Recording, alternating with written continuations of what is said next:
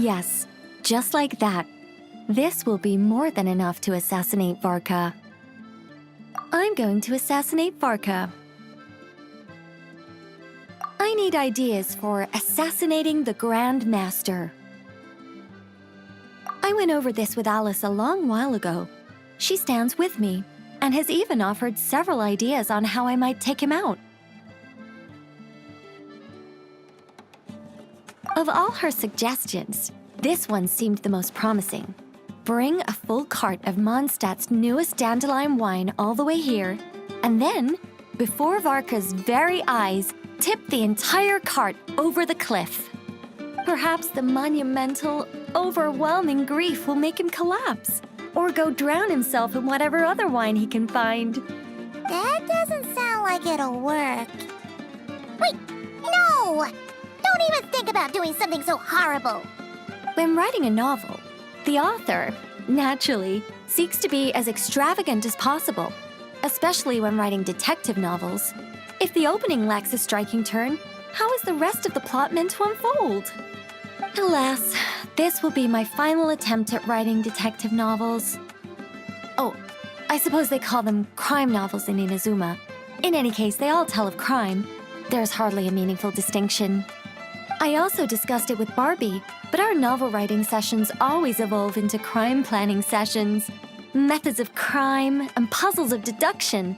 We have explored plenty of those, yet the plot would not advance. The Angel Killer case. Try as they might, the culprit remained elusive.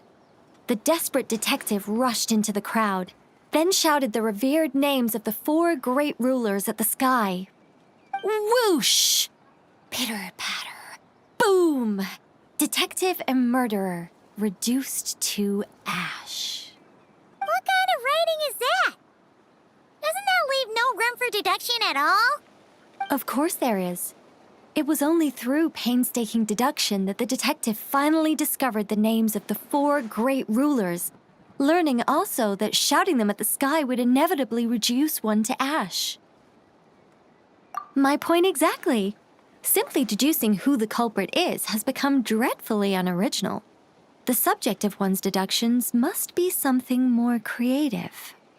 I even thought of having a Seelie detective, an angel who, longing to become a detective, became a Seelie, and by some twist of fate, ended up as a detective's assistant. All Seelies love to guide people, so this one went about leading the detective from case to case. I found the idea rather interesting. Come to think of it, the Seelie detective and the Angel Killer case seem far more interesting than assassinating the Grand Master. Never mind, guess I'll move on to work on that idea then. It's precisely because I overthink every little detail that I've lost interest in continuing.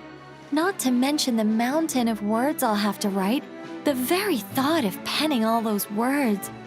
Oh, what a hassle. And I can't even get a ghostwriter for this one. I'll just work on the Angel Killer case instead. But how might the detective deduce the truth? Perhaps he could have a conveniently informative dream.